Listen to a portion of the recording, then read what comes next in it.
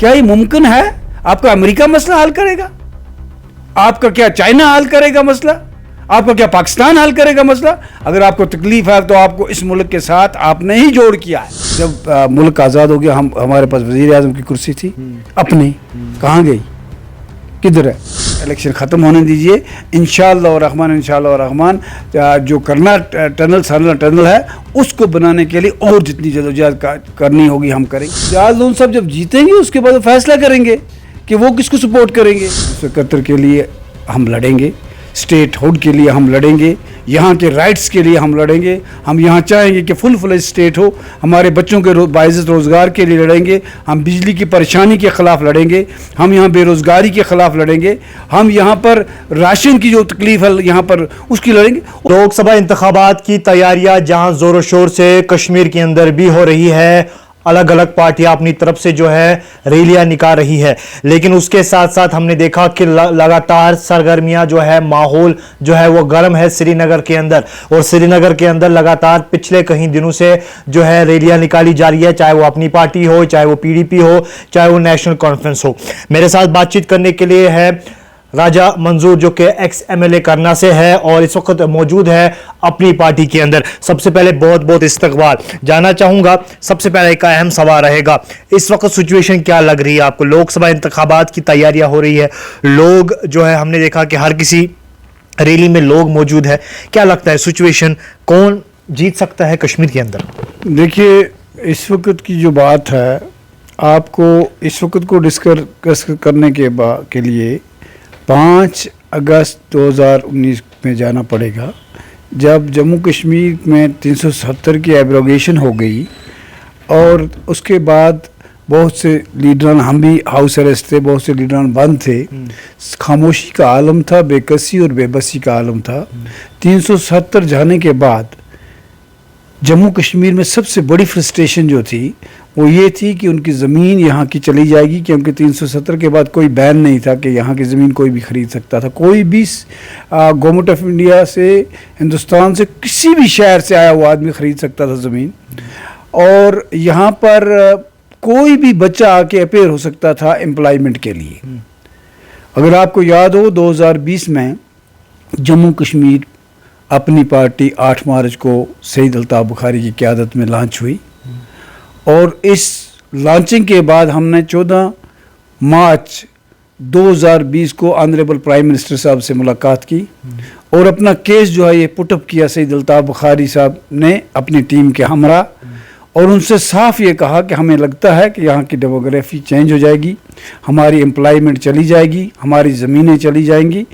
उस वक़्त मुल्क के प्राइम मिनिस्टर साहब ने हमें वादा दिया और हम उसके मशकूर हैं कि उस वादे के मुताबिक आज तक सईद अल्ताफ़ बुखारी साहब की क़यादत ने, सईद अल्ताफ़ बुखारी साहब जो हमारे सदर मोहतरम हैं, उन्होंने यहाँ के लोगों के लिए एक सेफ गार्ड लाया। वो सेफ गार्ड था आपकी ज़मीन का, वो सेफ गार्ड था आपके एम्प्लॉयमेंट का।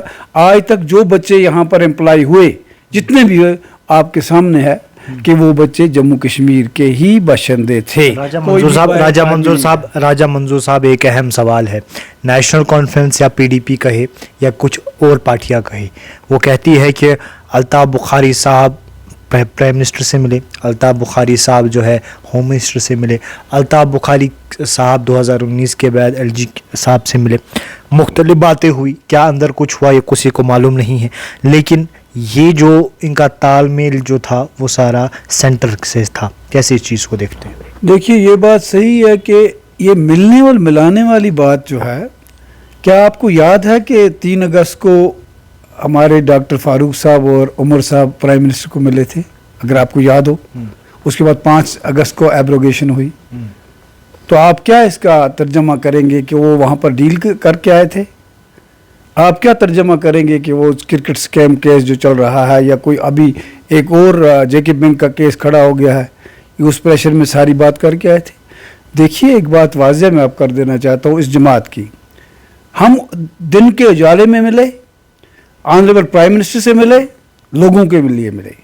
हमारी क़यादत ऑनरेबल होम मिनिस्टर से मिली, लोग दिन के उजाले में मिली, लोगों के लिए मिली। क्या ये सच नहीं है? ऑल पार्टीज मीटिंग हुई, جو بات ہم نے کہی تھی ڈے فرسٹ سے کہ ہم اسٹیٹ ہوڈ کو واپس لانے کی کوشش کریں گے, جو بات ہم نے کہی کہ ہم چاہتے ہیں یہاں الیکشن ہو جائے, جو بات ہم نے کہی تھی کہ یہاں کے جو جیلوں میں بند ہیں 2600 کچھ لوگوں کو ریلیز کر کے الطاف بخاری صاحب نے لایا, ابھی بھی 1400 بچے وہاں پر پڑے ہیں, اس وقت سارے لوگ بستے خاموشی میں بیٹھے ہوئے تھے. تب ہم نے لوگوں کی گالیاں لی, لیکن ہم لوگوں کے لیے لڑنے کے لیے گئے.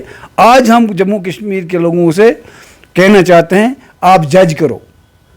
آپ اس بات کو بھول رہے ہو کہ آپ پچھلی تاریخ کو میں لمبی نہیں لے جاؤں گا, 47 میں کیا ہوا, اس کے بعد 53 میں کیا ہوا, اس کے بعد آپ کو کب کا موقع آیا, آپ نے تو من شدی من تو شدی کیا لال چوک میں نہیں کی, آپ وزیر اعظم کو چھوڑ کر وزیر اعلیٰ کی کرسی پر بیٹھے, کیا یہ سچ نہیں ہے کہ آپ نے راجو فاروق اکارڈ کیا حاصل کیا. آپ 96 میں جب وقت کے پرائم منسٹر نے کہا اسکائی از دا لمٹ, آپ کہیے کیا ملنا چاہیے, آپ نے کوئی بارگیننگ نہیں کی. کیا یہ سچ نہیں ہے کہ جموں کشمیر 96 میں اگر نیشنل کانفرنس نے وقت پر بارگیننگ کی ہوتی, آپ کا کیا ٹمپریری پروویژن جو 370 کا تو وہ پرمنٹ نہیں ہوا تھا. جب آپ کو ملک کے پرائم منسٹر نے کہا اسکائی از دا لمٹ, آپ نے کیا حاصل کیا؟ جب آپ کی اٹانومی کو ردی کی ٹوکری میں ڈال دیا, تو کیا یہ سچ نہیں ہے کہ آپ نے استعفیٰ نہیں دیا, آپ منسٹر تھے؟ کیا یہ سچ نہیں ہے کہ 3 پارلیمنٹ ممبر ہمارے آپ کی جماعت کے وہاں بیٹھے تھے؟ کس لیے ڈول پیٹ رہے ہیں؟ آپ کے 3 ممبر وہاں بیٹھے ہوئے تھے, وہ استعفیٰ تک نہیں دے سکے. کیا ایکسپیکٹ کرتے ہیں آپ گورنمنٹ آف انڈیا سے لائیں گے؟ یہ سید الطاف بخاری کی جماعت ہے, یہ سید الطاف بخاری ہے جس نے حاصل کیا اور بغیر ووٹ کے حاصل کیا. آپ کی پروٹیکشن آف لینڈ لائی, آپ کے پروٹیکشن آف جاب لائی, آپ کے قیدیوں کو چھڑا کر لایا. اور سید الطاف بخاری ایک بے لوث انسان ہے, اس کی قیادت جو ہے بے داغ لوگ اس کے ساتھ چل رہے ہیں. انشاءاللہ اور رحمان لوگوں کے حت میں ہیں, ہم لوگوں کے لیے ہم آئے ہوئے ہیں, لوگوں کا ایجنڈا لے کے چلیں گے. ہم ڈے فرسٹ کہا تھا اسٹیٹ ہوڈ ہمارے ایجنڈے کا پہلا نمبر تھا, اور آپ دیکھیں گے انشاءاللہ آنے والے وقت میں یہ تو وہی لوگ ہیں جنہوں نے کہا ہم الیکشن ہی نہیں لڑیں گے.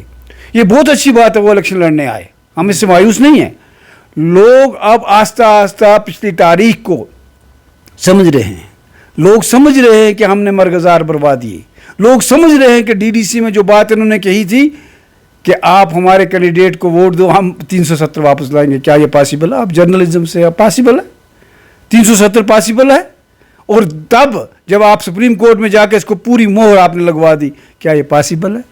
371 کے لیے ہم لڑیں گے, اسٹیٹ ہوڈ کے لیے ہم لڑیں گے, یہاں کے رائٹس کے لیے ہم لڑیں گے. ہم یہاں چاہیں گے کہ فل فلیج اسٹیٹ ہو, ہمارے بچوں کے باعزت روزگار کے لیے لڑیں گے, ہم بجلی کی پریشانی کے خلاف لڑیں گے, ہم یہاں بے روزگاری کے خلاف لڑیں گے, ہم یہاں پر راشن کی جو تکلیف ہے یہاں پر اس کی لڑیں گے. اور ہم مانگ کرتے ہیں, ہماری مانگ ہوگی اور ہم سینہ ٹھوک کے بات کرتے ہیں گورنمنٹ آف انڈیا سے.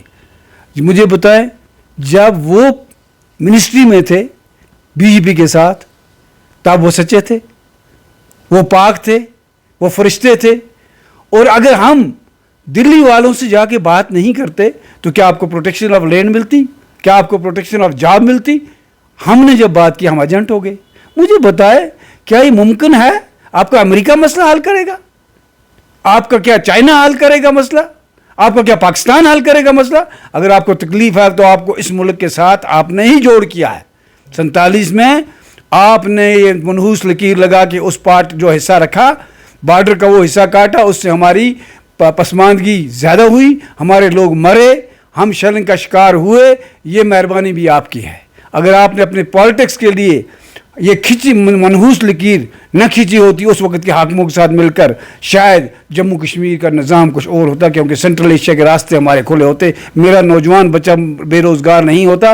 ہم تاریخ میں پٹے ہوئے اور کٹے ہوئے لوگ ہیں.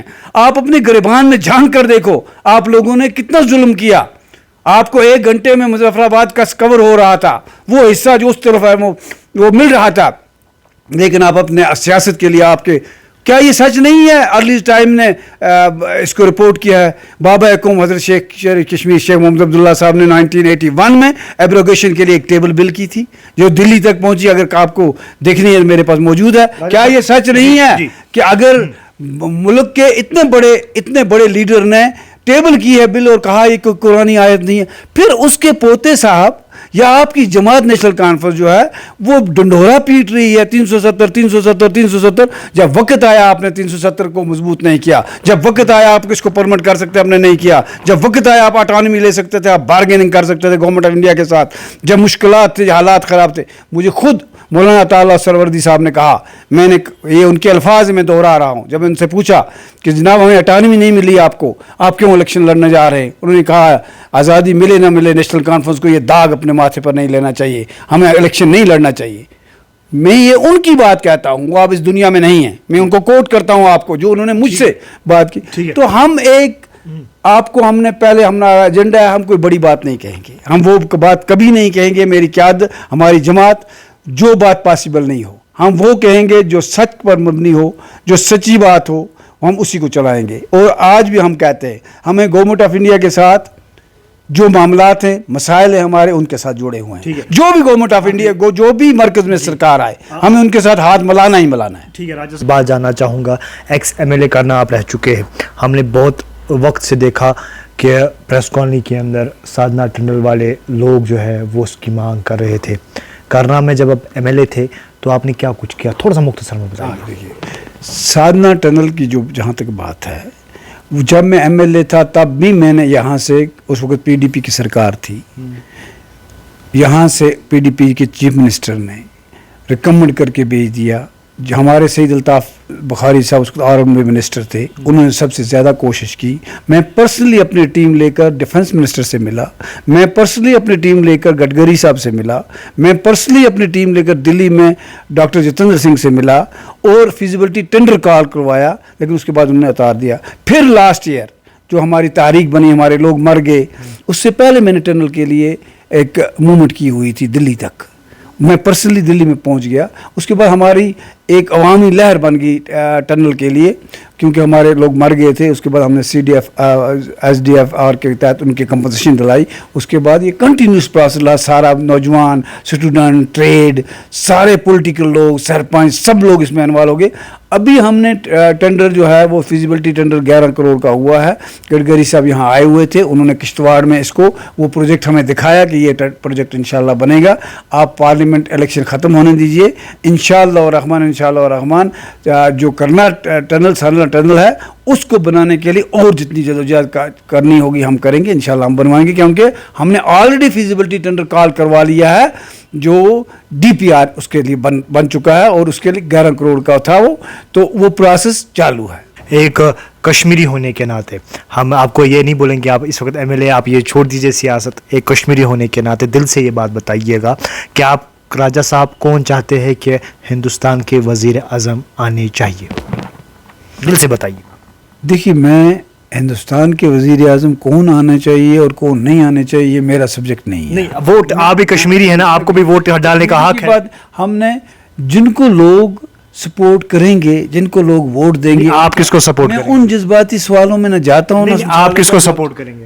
دیکھو, ہم کس کو سپورٹ کر رہے ہیں, ہم تو ایک پارٹی میں ہیں, تو ہمارے تو آپ کو بھی حق ہے نا ووٹ ڈالنے. نہیں, ووٹ ڈالنے کا جو ہے تو وہ تو میں اپنے کینڈیڈیٹ کو ووٹ ڈالوں گا. میرا ووٹ جو ہے وہ تو میرے کینڈیڈیٹ کو ملے گا. میں تو نارتھ سے ہوں, ہم سجاد لون صاحب کو سپورٹ کر رہے ہیں, ہم تو اسی کو ووٹ ڈالیں گے. یہ ہمارا فیصلہ ہے, ہمارے چیف کا فیصلہ ہے, تو ہم سجاد لون کو اپنا ووٹ جو ہے وہ ڈالنے جا رہے ہیں. تو سجاد لون صاحب جب جیتیں گے اس کے بعد وہ فیصلہ کریں گے کہ وہ کس کو سپورٹ کریں گے اور وہاں ملک کی سیاست کیا آئے گی. دیکھیے, یہاں پر آپ کو پتہ ہے کہ ہمارے پاس وزیر اعظم تھا, پتہ ہے جب ملک آزاد ہو گیا ہمارے پاس وزیر اعظم کی کرسی تھی اپنی, کہاں گئی, کدھر ہے؟ ملک میں جن کو لوگ, یہ پولیٹکس ہے, یہ ڈیموکریسی, یہ کوسچن جو ہے آپ کا, اس کا جواب دینا اس لیے مشکل ہے کہ ہماری پرسنلی اس میں لائکنگ اور ڈس لائکنگ کی بات نہیں ہے. ملک کے لوگ کس کو لانا چاہتے ہیں, این ڈی اے کو لائیں گے یا انڈیا کو لائیں گے, that is there job, not mine. I don't want to. چلیے, بہت بہت شکریہ ہمارے ساتھ بات چیت کرنے کے لیے. راجہ منظور صاحب جو ایکس ایم ایل اے کرنا ہے اور اس وقت جو ہے اپنی پارٹی کے لیڈر ہے, اور ساتھ ساتھ آپ کو بتا دیں کہ اس وقت جو ہنگامہ آرائی ہے وہ لگاتار جموں کشمیر میں جاری ہے, اور اب تیاریاں سب سے پہلے اننت ناگ راجوری سیٹ نشست پر ہونے جا رہی ہے, پولنگ اس پر. اس کے بعد 13 مئی کو جو ہے سری نگر پارلیمنٹ انتخابات پر جو ہے ووٹنگ کا سلسلہ آغاز شروع ہوگا. آخر میں دیکھا جائے گا تو کون پارٹی آگے آئے گی اور اس کے بعد نئے وزیر اعظم کون ہوں گے ہندوستان میں. آپ دیکھتے رہے میرے ساتھ گلوبل کشمیر, شبریز بشیر کے ساتھ.